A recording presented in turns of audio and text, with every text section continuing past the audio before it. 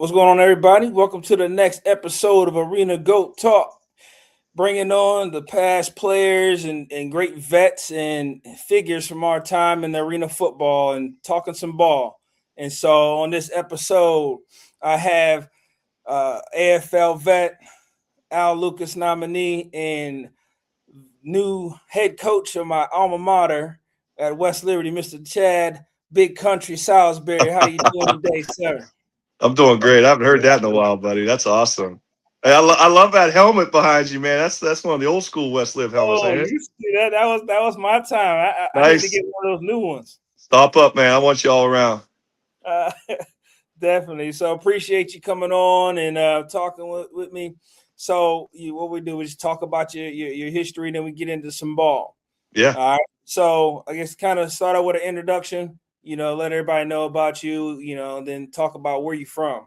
Yeah, I'm the new head football coach at your alma mater. Obviously, I was at California University, Pennsylvania for 17 years prior to that. That's where, got a lot of great experiences up there. I worked for a lot of good people and we had a lot of success. So that kind of probably helped me a lot with this opportunity. Originally from the Pennsylvania area, halfway between Pittsburgh and West Virginia. So I don't know if I'm a Yinzer or if I'm more from the South. I don't know.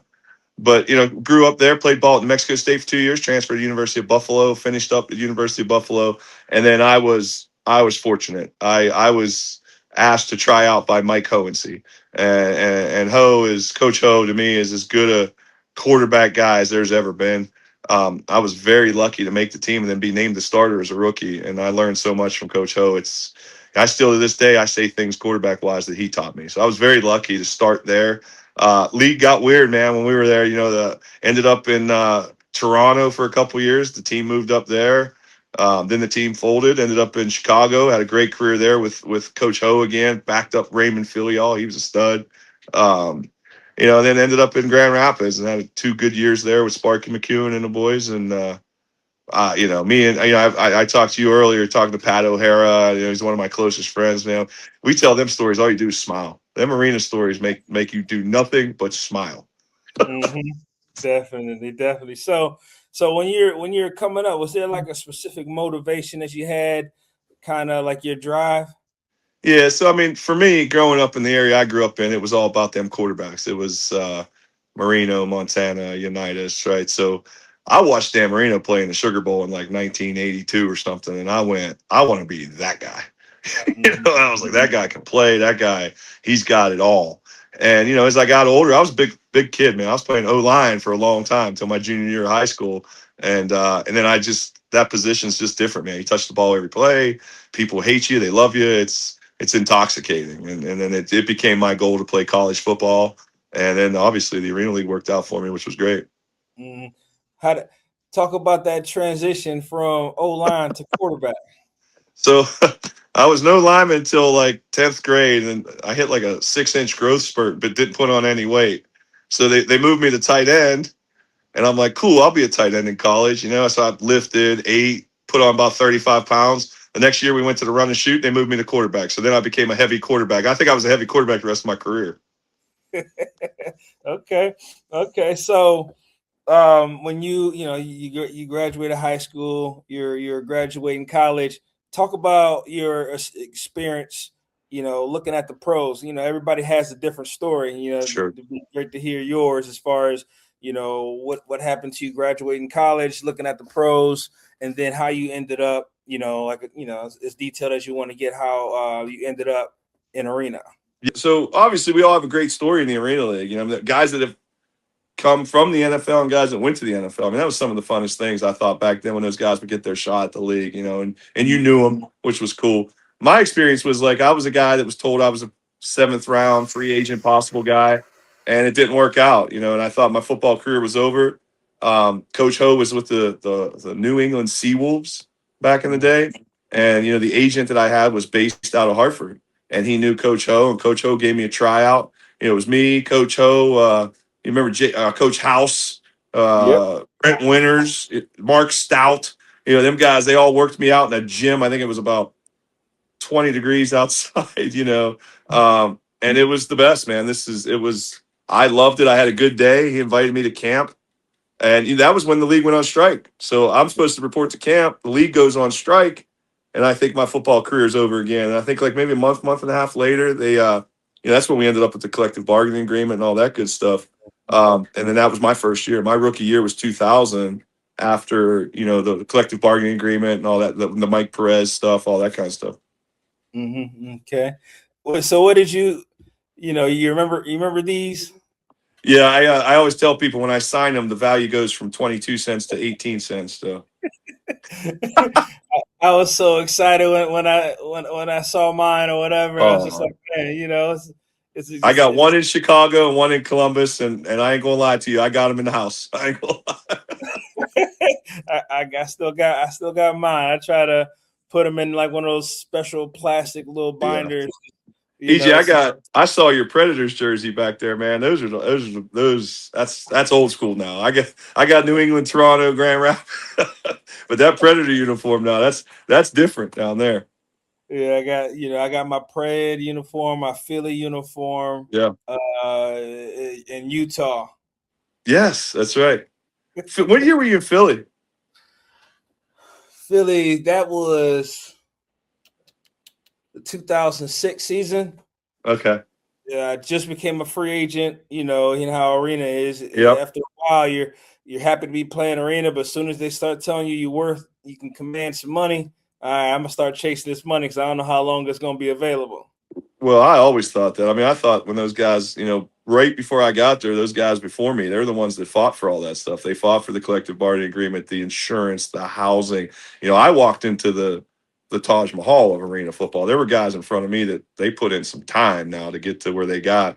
And then a lot of guys did do really well, man, after they got that done. My personal opinion is we outpriced ourselves a little bit. I think some millionaires or some billionaires they thought they could have a couple championships. I think they outpriced us. But man, that league, those guys fought hard before I got there. And man, that league was fun the years I was there. Definitely, definitely. So yeah, those are some great times, and it just when it went down, that was kind of like when I was supposed to hit my prime. I thought I was gonna hit my prime based on Buddy, my. I think I'm not if I'm not mistaken, I think me and PO were trying to get you for the Los Angeles Avengers, right? Pat O'Hara was the head coach. He hired me. So we were out there for about 4 months. If I'm not mistaken, I remember seeing your name on our board to try to get it. I had a couple good years, and it started to command some money. So Yeah, how it is, it's hard to stay on one team when you're not making millions of dollars. You're it making really decent, is. but you got to get whatever you can get while you can get it. Yeah, I thought that place was one big high school, man. I felt like because the guys did move, like the guys, like you said, to try to help themselves, help their family, but we all knew each other. It was crazy when a guy would come to Grand Rapids who was with San Jose or something. You knew him. You probably had a Mm-hmm. beer with him after the game. It was just such a different league, such a great experience. Definitely. Remember, This is awesome, man. I love talking arena ball. This is awesome. I'll tell you, we talk it all day. Everybody I get on here, it's almost like people you ain't talked to in years, or you haven't Yeah. talked to ever, other than playing against each other. Might have talked trash, and then you get on here years later, and you're talking like brothers that you ain't Hell seen yeah. in a, Yeah. in a long time. I'm telling you, it's like a reunion, man. Every time you run into an arena guy, hey EJ, I get them guys that be like, yeah, I played arena in 2022. I'm like, I think you're on a different alumni group than me, man. That's a different chapter. That's a different alumni. That's right. So, what was your original thoughts like when you first saw the game? Like you saw the walls, you saw the nets. What was like your initial thoughts of the game? Great experience. Great experience. I'm sorry. Is it all right? Go for it. Yeah. Um, I'm in the office, man. I gotta be nice to people around here. We got a new job at West Live. The game live to me is the greatest. The game live and hockey, I think, are the two best sports live I've ever seen in my life. Mm-hmm. Now, I will tell you this best story. Right, we're up at Central Connecticut State my rookie year. We call Poco, which everybody knows. Right, kid goes corner. I throw a dime. Okay, we're outside. Right, they got like lines down. I throw a dime to Damian Harrell. I Right, remember, I'm like, yeah, right. Coach Hodes, he goes, hey, that would have been 17 rows deep in the Arena League. He goes, there's walls, son. There's walls. I was like, okay, I guess I got to go high angle on that thing. You would have threw him into the stands. I'd have killed Shuby. I'd have killed him. Definitely. So, talk about your journey. Like, how do you ended up playing? How did you end up transitioning from playing to coaching? Yeah, so while I was playing at Grand Rapids, it was I got a good deal. I got Sparky, Coach McEwen. Coach Yeah, McEwen's in D2 now. He's the Sparky's the Davenport head coach out yeah, in that's Michigan. Yeah. all. So Sparky got me a job with he introduced me some people. So I ended up being a high school football coach in the off season. That led to becoming an assistant athletic director out in Michigan. And then Pat called, man. PO said, hey, arena football.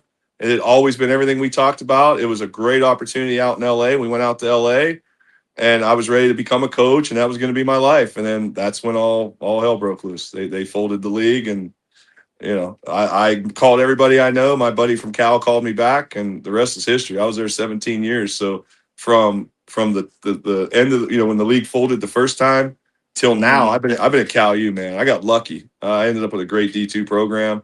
I started off as a film guy and then quarterbacks, and then I ended up being the OC in 2016. So it was lucky. It was a lucky transition because I had a friend at Cal, and in coaching, a lot of times it is who you know. So.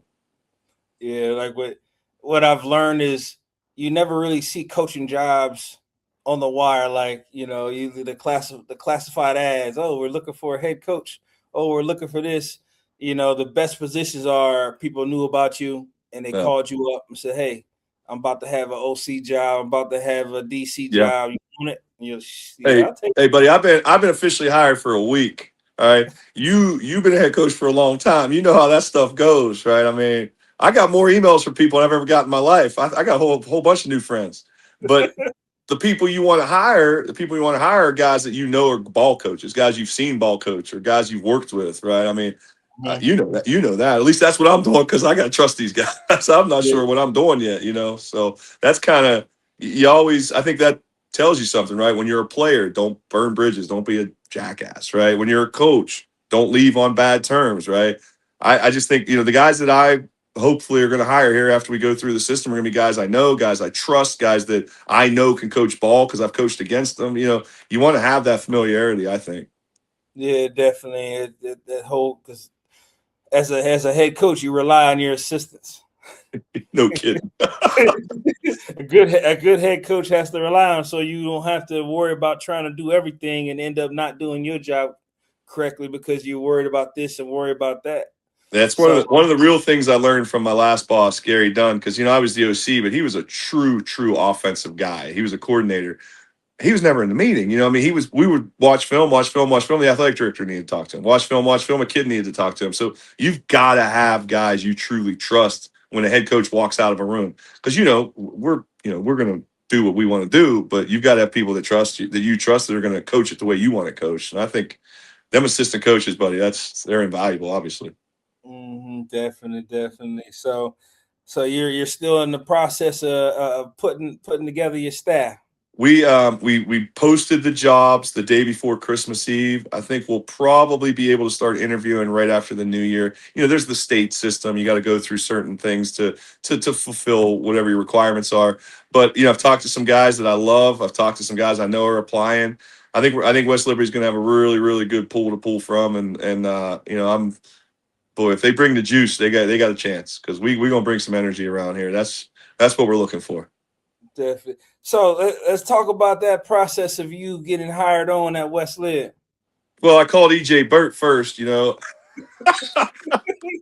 So I go, this is no joke, man. Like I literally go on the website because I hear Rogers retiring, and the first thing on the website is the timeless topper, EJ Burt. I went, oh, I'm calling him right now. So I think I shot you a text and begged you to say something good for me. I talked to a few other people. I talked to some guys around the league that I trusted, and they said it's a great job. You just got to work it. You gotta sell it. You got to get the people behind you. It's a great job, and I always thought it was a great job. And I will tell you this, man. They worked quickly. Brad, the athletic director, he did his interviews. and he got to work, and he picked me, which I'm glad he did. I think it's a great fit. I love it here. I hope the people are liking me. But it happened quick now.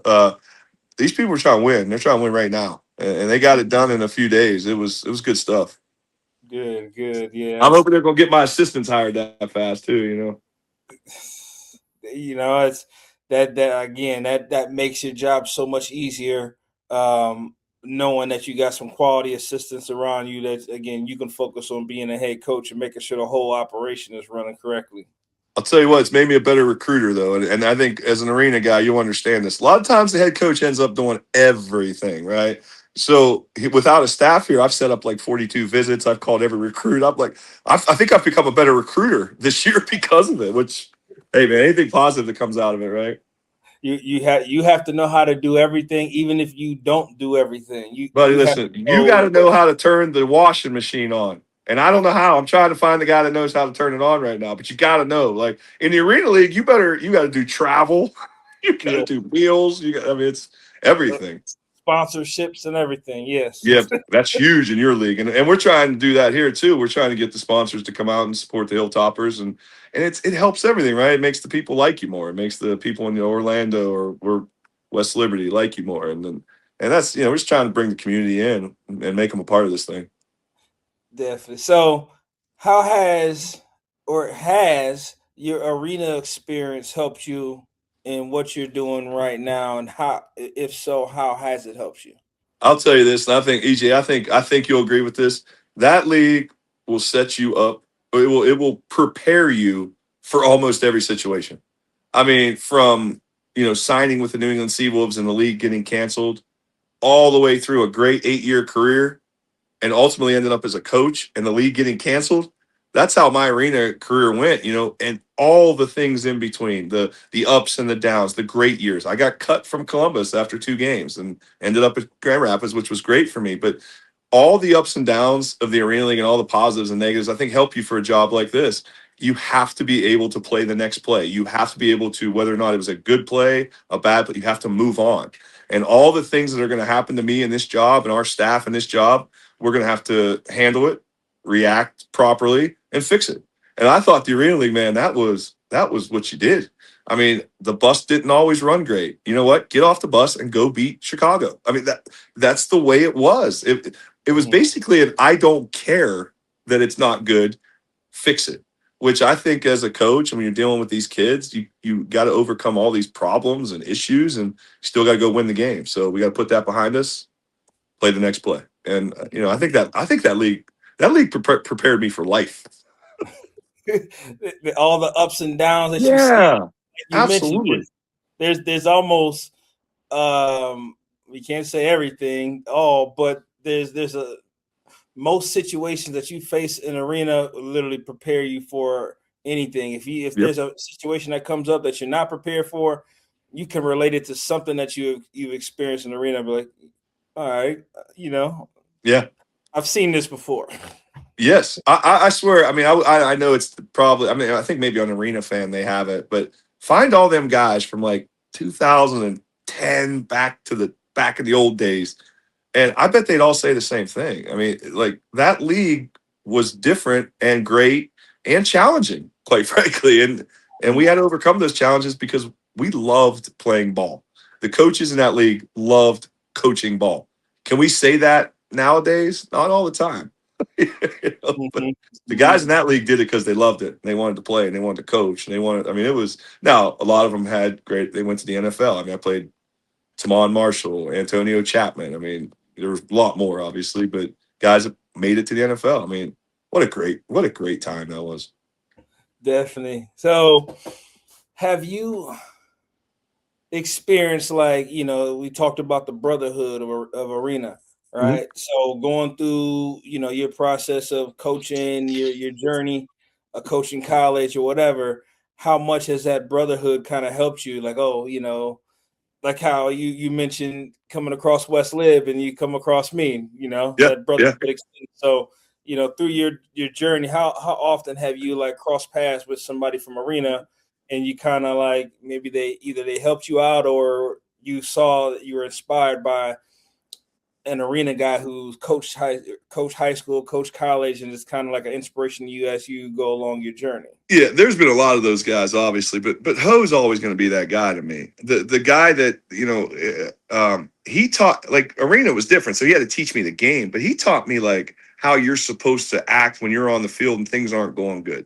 how you're supposed to react around your teammates, right? Things like that.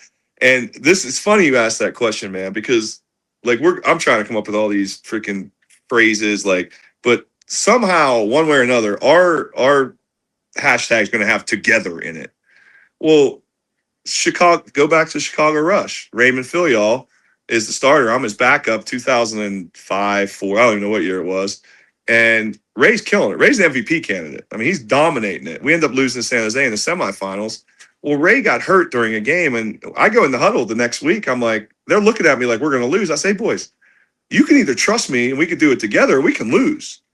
Well, we said, okay, we're going to do it together. On our T-shirts, our conference championship T-shirts, it said together. Every time I've broke down an offensive meeting since I've become a football coach, together. That's because of Chicago Rush. That's because of the Arena League. That's because of those guys. Me and you love this. Me and you, this league was our life. That's why we're having this talk, right? I was raised in the Arena League. I've learned in the Arena League. Those guys taught me a lot of the stuff I know. My dad was a head coach. I learned a lot from my dad. But the Arena League taught me how to be a man, how to, you know what I mean? Coach Ho taught me that stuff. Mm-hmm. And then Pat's my buddy now. Pat's my best friend. But he was like an old man mentor toward me earlier in the career. You know what I mean? I was 24. He was like 30. I thought he was really old. But then you start listening to him. At first, you're probably like, you're old. I'll give you another story. Here, I'll give you one here. First meal I ever had with Coach O'Hara, with Pat O'Hara. He said, quarterbacks eat last. Let your brothers eat. They'll see it. It helps you, right? I had a freshman quarterback at Cal 6-7 years ago, and I needed him to start. I said, hey, my buddy said this. He went, I believe you. His last meal after being a 4-year starter, he ate last. He did it for 4 years. That's because of Pat O'Hara, because Pat O'Hara told me that. It's all Arena, man. It's Arena. Mm-hmm. Yeah, it's Pat's one of those guys that are definitely, all you got to do is listen to that man. That man got so many little nuggets for you and be like, you know what, he did know what he was talking about. You know what I mean? And even to this day in coaching, you know, I reached out to him and he helped me, you know, how to talk to quarterbacks and how to talk to offensive guys. I'm a defensive guy, obviously. Yeah. You know, when I first became a head coach, you know, I had to, you know, go through a lot of mentoring sessions with him as far as how to talk to a quarterback, how to see this Arena game through the quarterback's eyes and how to talk to them, try to tell them what to see, teach them how to watch film, how to tell coverages, what does the defense do to tell you that it's man, to tell you that it's combo, to tell you that it's zone. You know, a lot of that came from PO, and that was a side of the game that I never thought about. You know, I'm trying to hit quarterbacks. That's right. He helped me. He helped me. Obviously, he was one of the guys I talked to about this position over and over and over again. And you know, he has steady, calm advice for you. Like, he's been there, he's done that. He's been excited like I was for this job, but he still told me to talk to my family. You know what I mean? Like, everything, he's kind of been there, done that. And that's, you know, I met the guy in the hotel room my second year in the Arena League. I hated him because he was brought into Toronto to take my job. I mean, I was running on the treadmill cussing at him, you know what I mean? But then he's my best friend. I mean, like, it's awesome. Like, his kids, I love his kids. Like, my children, he's the godfather to my children. Like, I mean, it's all from Arena. I got college buddies. I love my college buddies, high school buddies. But he's my best friend. Arena League. Yeah, definitely, yeah. So, talk about your nomination and what you did in your years where you were nominated for that Al Lucas Award. Yeah, we were talking a little earlier. Like, I mean, I did some good things. I wasn't great. I was like average starter, 500. You know I was actually over 500. I'll tell you that for a fact. But I had a great career, but probably, I mean, my all time, the greatest honor I ever got as a professional athlete was I was nominated for the Al Lucas Award. Not even, I didn't win it. There were four guys nominated who were just all time great guys, and I didn't win it, but to be nominated for the Al Lucas Award, which I compare to the Walter Payton Man of the Year award in the NFL. So to me, in the Arena League, that was one of the all time great honors I've ever had. Mm-hmm. So let's fast forward into what you're doing now. So Hold on, if you, I got to show you something, man. We gonna go with these colors first, or what? What are we thinking? yeah, we got to see that. I got black over there, man. I might let the alumni choose. I always loved the all black. That I was agree. always me. I agree. So, but yeah, so I guess kind of talk about we already mentioned some of the things that you're going through as head coach for West Lib, but kind of what are your expectations? What are you looking forward to do as in your time with West Liberty? Yeah, I mean, I've talked to every kid that gave me their number. I've talked to them, and coach, we want to win. Coach, we want to win. Coach, we want to win. I said, well, all right, how bad do you want to win? They're like, bad. I said, all right, well, be ready. Um, I want to put a team out there that the people in this university and the people in this area will be proud of on the field and off the field. Classroom, community service, and quite frankly, playing ball hard all the time. No matter what happens, good or bad, we're going to finish games, play hard, play it to the last second. But I also want these guys to be great students. I want them to be great citizens. And I'll be honest with you, the best teams I've ever been on liked each other, loved each other. The Together team, they loved each other. But they were also good people. And that goes a long way. I really do, because people are always like, you're looking for that right guy. He's going to be the one that can run the ball or block properly or make the right tackle. Yeah, the good kid does make the tackle. The good kid does make the big runs. The good kid can be trusted. And I want this program to be something the university can be very proud of. I mean, that's my goal right now. Now ask me August 14th, about a week before the first game, and I'm probably have a different goal. Definitely, yeah. I love my time there. It was kind of like, to be honest, like when I came out of high school, I What is your came story? Where are you from? Where'd you play high school ball? That good stuff. Akron, Ohio. I went to actually a suburb of Akron where I ended up going to high school. Stowe, Ohio, Oh yeah. right next Real to good. Kent State, right there. Yeah, So when I left high school, I didn't have the grades. I had a bunch of offers, but they ended up, moving on because I didn't have the grades. All right. So I ended up going to Akron U for a year, got my grades up. And good. then at that point in time, I was like, I got to get out of here. I know all the trouble in Akron. You know what I mean? Yeah, If you don't get out of there fast enough, you're going to mess around and somebody be pregnant, or so you're going to do something stupid. You know what I right. mean? And Hmm. so I was like, I got to get out of here. And I had a buddy, Chris Mullen. He was an old lineman I went to high school with. He ended up going to West Liberty. And I ended up he talked me into coming Okay. to West Lib, right? So I visited and they didn't have much scholarship money for me at the time. But I was like, okay, I don't, I just got to get out of. I got to get out of Ohio. I Yeah, want to. it's not that far here, right? Not that far. Yeah, it's a 2 hour drive. Far enough though. Yeah, it's far enough that you can get away, and it's, you can separate yourself from some trouble or I whatever. got you. Yeah. And so the deciding factor was the clearinghouse said that since I was a Prop 48, I wasn't allowed to practice or anything at Akron U. But after that year, they said, hey, if you stay and play for Akron U, you get 3 years eligibility. But if you go down to Division II, you get 4 years That's eligibility. right. That's right. There was a clock in Division One. I'm going to D2. I don't care. I Yeah, want them 4 years. So 4 years. yeah, that's your 4 year. If you're gonna only play 4 more years, I didn't know what was gonna happen pro wise, but if college is my last hoorah, as far as playing, I'm gonna take that 4 years over them three. Yeah, what a great decision. Obviously, Yeah, that's awesome. so I would tell kids nowadays don't shun D2. You know what I Yeah, mean? Well, in There's so many. today's world too, these kids they'll go D2 thinking they're going D1 someday.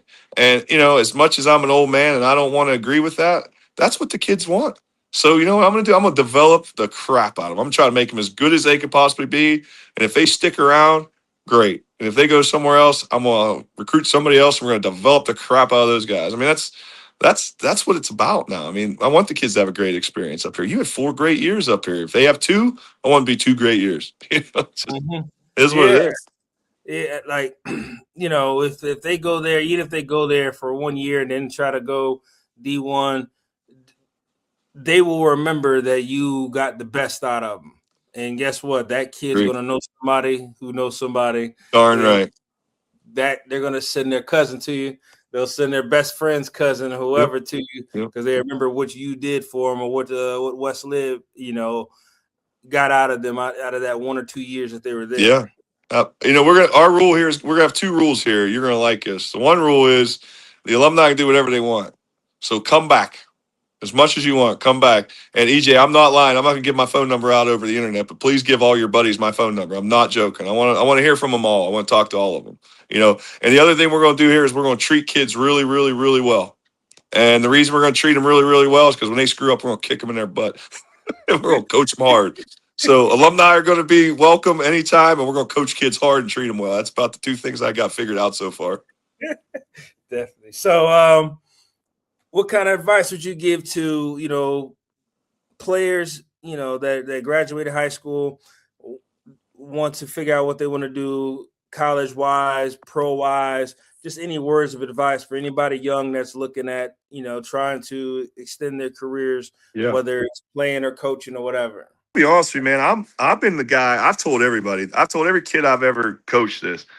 Chase your dream, man. Why not? You can't chase it when you're 50, buddy. Trust me, I got one play in me. Because if you hit me on that one play, I'm done. So you're not able to chase it when you're 50. So chase your dreams in your 20s. Go chase your dreams. You don't need to have a lot of money, right? We all lived on nothing early in that league. We all know it. We lived on nothing. But there's going to be a time where, it's probably time to call it good, whatever, the career's over, or maybe you just didn't make it.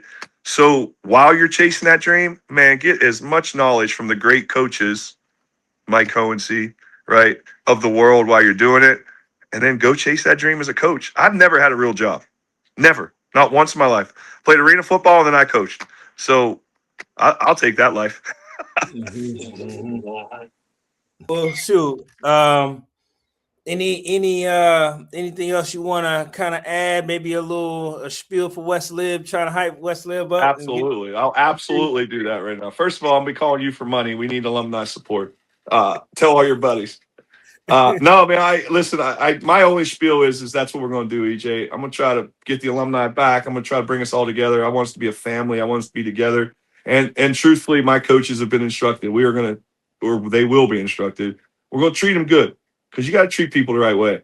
But we are going to work these dudes like they ain't never been worked before.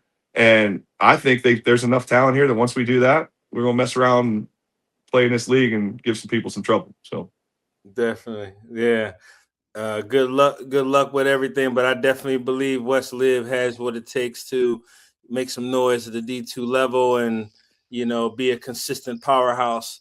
As far as our league goes, and who knows what happens if you're doing everything right. Things will just start stacking up for you. Hoping.